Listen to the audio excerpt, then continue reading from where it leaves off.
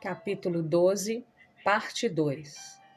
Obedeci imediatamente, acreditando de todo o coração que ouviria corretamente a voz do Senhor, enquanto o demônio controlando o corpo dela apertava mais e mais minha garganta. Repentinamente, os dedos um a um iam sendo retirados do meu pescoço.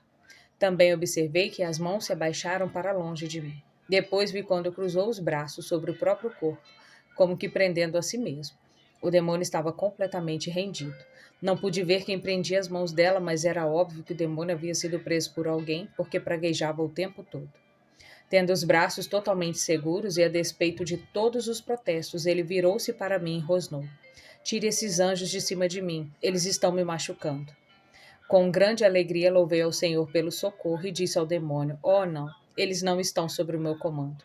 Apenas o Senhor é quem dá ordem a eles. Se quer que eles o libertem, devem pedir a Jesus e não a mim. Assim ele se foi mais uma vez. Nos outros dias que seguiram, recebi mais e mais ajuda dos anjos. Em algumas ocasiões, os demônios dirigiam-se a ele chamando-os pelo nome.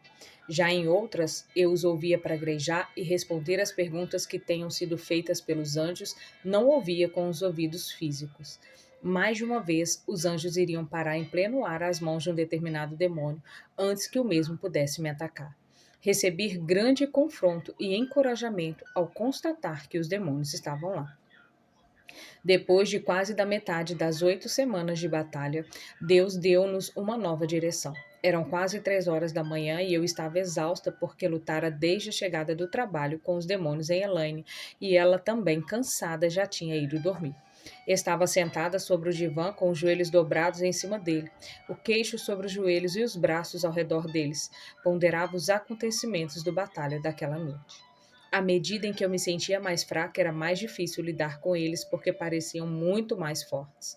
Eu me preocupava com isso e na semana passada pedi ao Senhor para revelar-me como eu poderia ficar mais forte contra eles.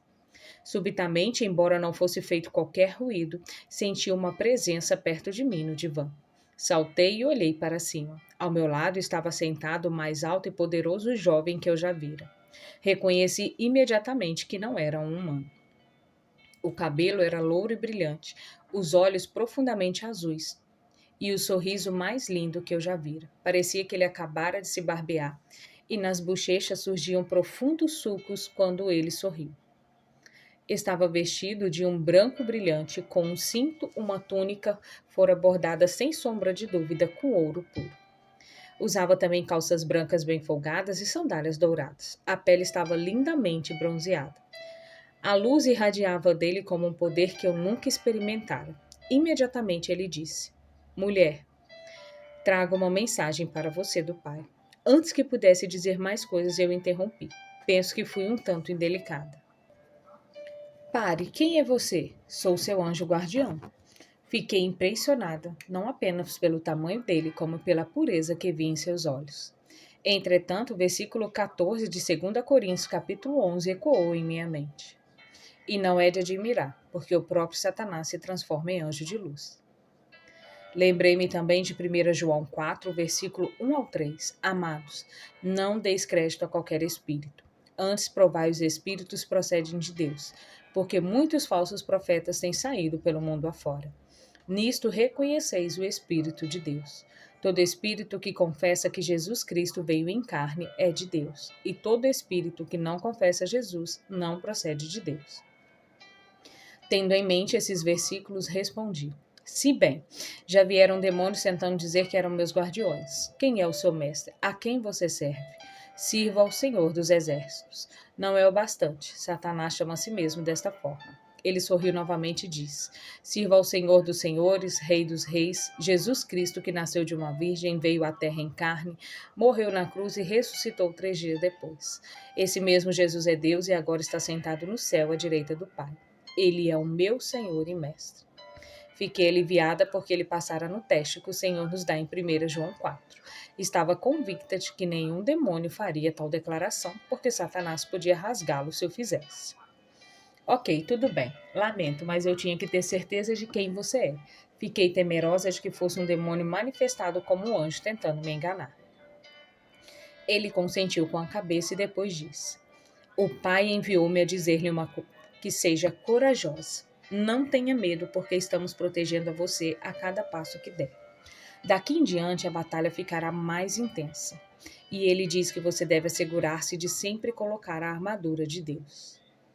Você quer dizer a armadura de Deus que está em Efésios capítulo 6? Sim, é a isto mesmo que estou falando. Efésios capítulo 6, do verso 10 a 18 diz: Quanto ao mais, sede fortalecidos no Senhor e na força do seu poder. Reveste-vos de toda a armadura de Deus para poderdes ficar firmes contra as ciladas do diabo. Porque a nossa luta não é contra o sangue e a carne, e sim contra os principados e potestades, contra os dominadores deste mundo tenebroso, contra as forças espirituais do mal nas regiões celestes. Portanto, tomai toda a armadura de Deus, para que possais resistir no dia mau. E depois de terdes vencido tudo, permanecer inabaláveis. Estais, pois, firmes, cingindo-vos com a verdade e vestindo-vos da couraça da justiça. Calçai os pés com a preparação do evangelho da paz, embaraçando sempre o escudo da fé, com o qual podereis apagar todos os dardos inflamados do maligno. Tomai também o capacete da salvação e a espada do Espírito, que é a palavra de Deus, com toda oração e súplica, orando em todo o tempo no Espírito, e para isto vigiando com toda perseverança e súplica por todos os santos. Mas diga-me, como é que eu coloco esta armadura? Ore assim: Pai, poderias por favor colocar a sua completa armadura sobre mim agora? Peço-te e agradeço no nome de Jesus. Com que frequência eu deveria pedir? Ele parou uns instantes com o olhar fixo e depois, sacudindo a cabeça, voltou-se para mim. Bem, o Pai diz que uma vez a cada 24 horas será suficiente. O próprio Jesus diz que deveríamos tomar a nossa cruz diariamente. Assim, você deve colocar a armadura e preparar-se para a batalha diariamente. Você precisa entender que isso é muito importante. Não se esqueça de pedi-lo todos os dias. Se você não estiver revestida, irá se machucar. Mas eu não posso entender, não consigo vê-la e nas escrituras ela parece simbólica. A armadura de Deus é no seu corpo espiritual. A palavra de Deus diz que você está compromissado em uma batalha espiritual. Portanto, a sua armadura é espiritual. Você deverá pesquisar nas escrituras mais a respeito.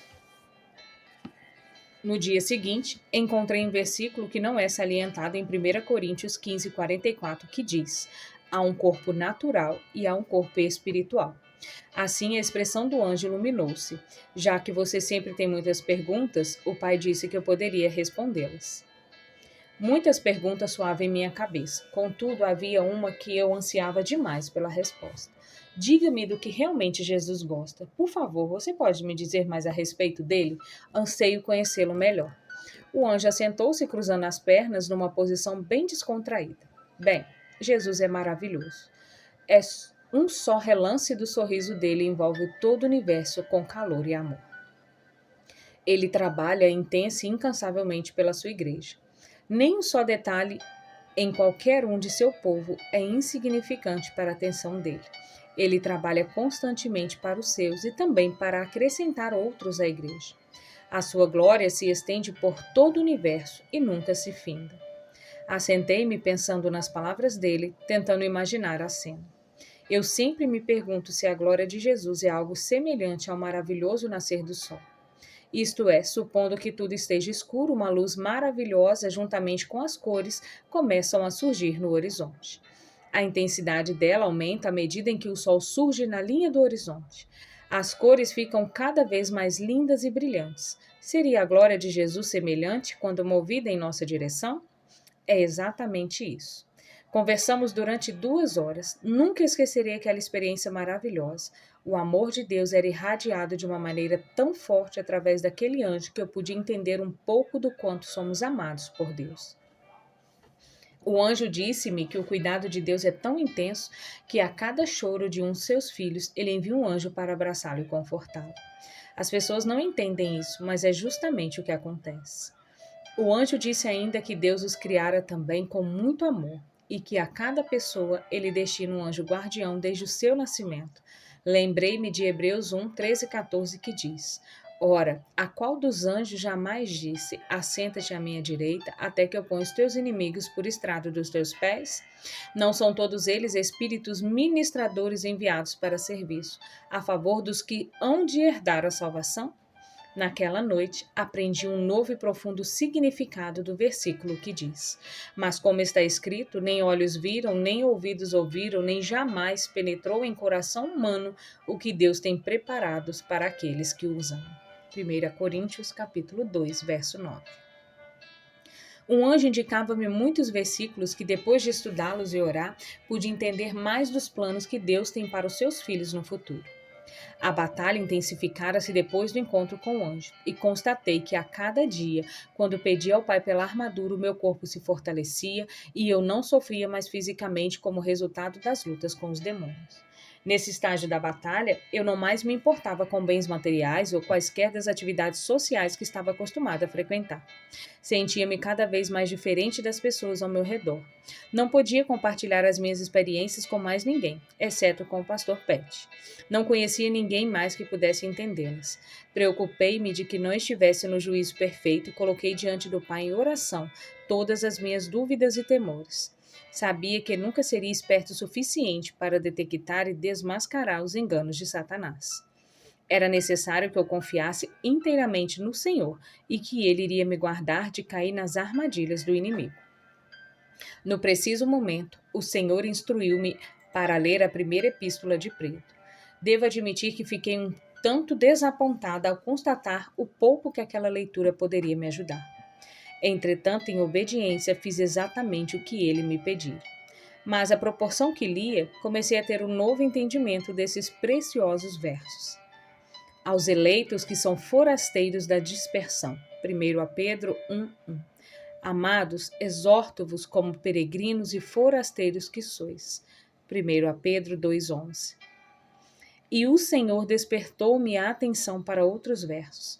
Bendito seja o Senhor, rocha minha, que me adestra as mãos para a batalha e os dedos para a guerra. Minha misericórdia e fortaleza minha, meu alto refúgio e meu libertador. Meu escudo é aquele em quem confio e quem me submete o meu povo. Salmos 144, versos 1 e 2. Porque a nossa leve e momentânea tributação produz para nós eterno peso de glória, acima de toda comparação. Não atentando nós nas coisas que se veem, mas para as que não se veem, porque as que se veem são temporais, e as que não se veem são eternas. 2 Coríntios capítulo 4, versos 17 a 18. Há um preço a ser pago quando fixamos nossos olhos e atenção no que não se pode ver. Somos para o mundo como alienígenas e estrangeiros. Na realidade, não temos um lar aqui na Terra. Nosso lar será quando Jesus voltar e nos levar para morar com Ele. Comecei a me preocupar intensamente com Elaine à medida em que o tempo passava, porque os demônios estavam destruindo-lhe o corpo. Sempre que perguntava ao pai quanto tempo duraria aquela situação, ele respondia: até que vocês tenham aprendido bastante. Finalmente, chegou o dia em que ele me disse para chamar o pastor Pet para a libertação completa dela. Assim eu o fiz. Contudo, não falei nada a ela. Sabia que se o fizesse, os demônios no corpo dela ouviriam e tentariam atrapalhar-nos. Aproximando-se o dia marcado, os demônios e espírito das bruxas e bruxos das vizinhanças tornaram-se mais e mais problemáticos para nós. Como não podíamos vê-los e não tendo quaisquer aviso dos ataques, éramos constantemente surpreendidas. Atiravam-nos pela sala, jogavam-nos em nós a mobília e outros objetos e ficávamos feridas da cabeça aos pés por seres que não podíamos ver. Na última noite, antes da libertação final de Elaine, estávamos exaustas, tremendamente preocupada porque Elaine estava muito debilitada. Tentávamos dormir, mas continuamente éramos retiradas da cama e jogadas contra a parede. Podia-se sentir no espírito a crescente presença do maligno dentro da casa. Inclusive, o próprio ar era difícil de se respirar, por estar tão pesado. Tarde da noite, estava à beira da cama de Elaine, embalando-a em meus braços, e desesperadamente eu tentava protegê-la, fazendo do meu próprio corpo um escudo para guardá-la dos ataques. Ela estava tão fraca que não tinha forças para tentar resisti-los, e com lágrima rolando pelo meu rosto, clamei ao Senhor por socorro. Fuja, foi a palavra que ecoou em meu espírito e em minha alma. Fuja. O Senhor me fez lembrar de Mateus capítulo 2, onde José recebera instrução pelo anjo do Senhor para fugir com Maria e o menino Jesus no meio da noite para o Egito. Sabia que deveria tomar Elaine e fugir, ou do contrário, poderíamos ser mortas. Pedi ao Senhor para que nos cercasses, a fim de que os demônios e os espíritos humanos não nos vissem saindo. Imediatamente os meus olhos espirituais foram abertos e pude ver que estávamos rodeadas por anjos guerreiros. Elaine estava quase consciente, mas incapaz de andar. Eu não era muito mais forte do que ela, mas sabia que deveria obedecer ao comando. Ao tentar sair com ela nos braços, tropecei. Quando comecei a cair devido ao peso dela, ouvi um estalo de uma ordem vinda de um dos anjos e logo a seguir 2 deles levantaram-nos. Eles praticamente nos levaram até o carro. Puseram-na no banco de passageiros e arrumaram o cinto de segurança e cuidadosamente fecharam e trancaram a porta. Já a esta altura ela estava completamente inconsciente. Quando comecei a dirigir, não estava certa para onde iria. Era uma noite linda e tanto as estrelas como a lua cintilavam no céu. Enquanto estava na estrada, o Senhor me permitiu ver o que estava acontecendo na minha casa. Os demônios e os espíritos humanos freneticamente procuravam por nós, tanto dentro dela como no jardim. Louvei ao Senhor pela bondade e misericórdia dele para conosco. Satanás e seus servos não faziam a menor ideia de onde estávamos. Assim, o Senhor instruiu-me para ir à casa de meu irmão. Chegamos às 3 da madrugada e passamos o resto da noite lá. Na manhã seguinte, faltando cerca de meia milha para chegarmos, ela virou-se para mim perguntando: Rebeca, até agora você não me disse onde estamos indo. Agora, por favor, seja honesta e diga-me o que está acontecendo. Bem, estamos indo para a igreja. Hoje é o dia que o Senhor escolheu para sua libertação total. Grande foi a única palavra que ela disse tentando sair do carro. Imediatamente os demônios se manifestavam. Estavam furiosos e praguejavam. Fui grata por ter obedecido a Deus e cuidadosamente atado o cinto a ela e trancado a porta. De outra maneira, eles poderiam ter tirado Elaine para fora. Desse modo, enquanto virei a esquina que dava para a igreja, eles começaram a lutar para escapar. Entretanto, o Senhor já tinha tudo muito bem planejado. Assim que freiei o carro e voltei-me para ajudá-la, minha amiga Judy, que estava lá para ajudar-nos, caminhou rapidamente para a porta aberta do lado de Elaine com a Bíblia aberta e disse: Ouço a mensagem que o Senhor Deus-nos hoje. Render-te-ei graça, Senhor, de todo o meu coração. Na presença dos poderosos te cantarei louvores. Prostrar-me-ei para teu santo templo e louvarei o teu nome, por causa da tua misericórdia e da tua verdade. Pois engrandeceste acima de tudo o teu nome e a tua palavra. No dia em que clamei, tu me acudiste e alentaste a força de minha alma. Render-te-ão graças, ó Senhor, todos os reis da terra, quando ouvirem as palavras da tua boca e cantarão os caminhos do Senhor, pois grande é a glória do Senhor. O Senhor é excelso, contudo atenta para os humildes. Os soberbos ele os conhece de longe. Se ando em meio à tribulação, tu me refazes a vida. Estendes a mão contra a ira dos meus inimigos. A tua destra me salva. O que a mim me concerne, o Senhor levará a bom termo. A tua misericórdia, ó Senhor, dura para sempre. Não desampares as obras das tuas mãos. Salmo 138. Assim que Jude terminou de ler esses versos, os demônios em Elaine aquietaram-se, ficando sob controle. Desse modo, fomos capazes de retirá-la do carro. Quando atravessamos a porta da igreja, eles começaram a lutar freneticamente outra vez.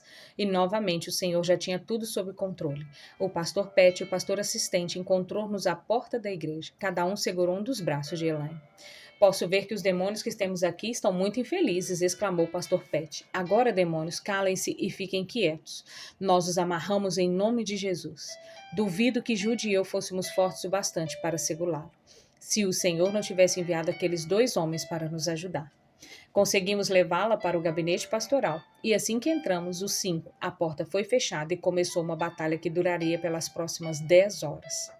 Os demônios pareciam animais selvagens enjaulados e lutavam desesperadamente porque sabiam que a hora final chegara, mas não tiveram a mínima chance porque o poder e a presença de Deus tomara por completo e de uma forma marcante aquele lugar. Este dia estará sempre em minha mente, como uma das mais lindas experiências porque passei. O Senhor estava no controle total e usava-nos um após outro. Não fôramos capazes de libertar Elaine totalmente antes porque não sabíamos que portas deveriam estar fechadas. Naquela noite, o Senhor mostrou-nos uma a uma. Estando possessa do jeito que estava, os demônios em Elaine deveriam ser descobertos e expelidos. A seguir, faço uma lista das portas que devem ser fechadas respectivamente. O Senhor revelou-nos que, em muitos casos, é mais fácil e mais eficiente libertar uma pessoa pelas áreas do que especificar os demônios. Dessa maneira, aquele que ministra a libertação controla os demônios ao invés de esperar qual deles irá se manifestar. O líder ou cabeça sobre a área em questão é expelido ao mesmo tempo, juntamente com seus subordinados. Inúmeros são os demônios que, se tentarmos expelir-nos um a um, isso levará muito tempo e os envolvidos poderiam tornar-se extremamente cansados e desencorajados. A propósito, o demônio Legião, que é o Legião, deve ter mais de 4.000 subordinados que o acompanham. O Senhor Jesus deu-nos exemplo ao expulsá-los todos de uma só vez no capítulo 8 de Lucas. 1. Na maioria das pessoas que se envolveram profundamente no satanismo, existe uma porta para o próprio Satanás. Esta porta, que é muito íntima, é aberta por um demônio poderoso que se refere a si mesmo como sendo filho de Satã. Observação: este título poderá mudar de acordo com a área geográfica e os nomes específicos desses demônios também mudam. Eles são numerosos para colocarmos seus nomes em uma lista. Especificar o demônio pela função que o mesmo exerce será suficiente para exercer autoridade sobre ele. É por esta porta que o próprio Satanás entra em uma pessoa, fala e age através dela. 2. A área seguinte é a do espírito humano. Existe um demônio poderoso, frequentemente chamado de Guinde Spirit, guia. Ele controla todo o espírito da pessoa. Dependendo da área, ele pode receber diferentes títulos. No caso de Elaine, o guia era Manchan. Assim, são 3 as áreas no espírito que são controladas, cada uma por um demônio líder, tendo muitos outros sob seu comando. São elas consciência, a capacidade de discernir o que é certo ou errado; intuição, a capacidade para discernir o Senhor e sentir a tua presença; adoração, é através dela que adoramos ao Senhor, em espírito, como está em João 4:23. Mas vem a hora e já chegou, quando os verdadeiros adoradores adorarão o Pai em espírito e em verdade. 3. A alma possui muitas áreas. O demônio líder atua sobre a alma como um todo. Denomina-se a si mesmo como sendo o demônio do poder. Discutiremos a respeito deles no capítulo 14, no tópico da alma. São 6 as áreas da alma, e as 3 primeiras dizem respeito ao controle do espírito: consciente, subconsciente, inconsciente. E as outras 3 são vontade, mente e emoções. Aí, novamente, sobre cada uma atua um demônio com seus subordinados. 4. Por último, temos o corpo físico. O demônio que atuar sobre ele é normalmente o demônio da morte. Podemos citar Iagog. Eles são poderosos, capazes de levar a pessoa à morte em um curto espaço de tempo, se não forem impedidos pelo Senhor.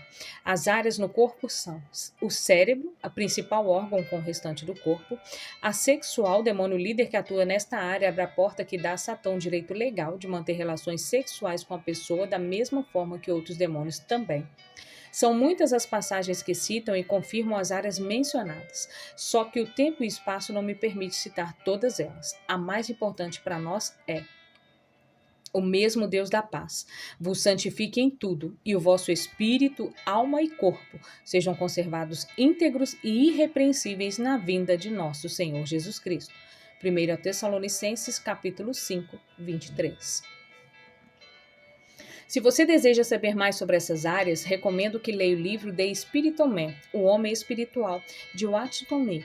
Nele dá excelentes explicações, acompanhadas de citações bíblicas. O pastor assistente nunca experimentara uma sessão de libertação e não sabia nada a respeito, até pelo menos 1 hora ou mais antes de tudo começar. Foi até engraçado. Quando paramos por um pequeno intervalo, ele fez o seguinte comentário: vocês sabiam que tudo isso de alguma maneira serviu para esclarecer alguns fatos? Com estas palavras, ele começou a descrever a experiência que tivera na noite passada. Era tarde da noite, quando, assentada em meu gabinete pastoral, lia. Repentinamente, o Espírito Santo puxou-me o livro das mãos e atirou-me pelo ar. Após fazê-lo, disse-me para pegar uma garrafa de óleo e ir para o gabinete do pastor Pet. Naquele instante, eu era a única pessoa na igreja. Então, o Espírito Santo instruiu-me a fechar e a trancar as portas. Queria que eu as ungisse, assim como marcos, vergaduras e da mesma maneira janelas em nome do Pai, do Filho e do Espírito Santo.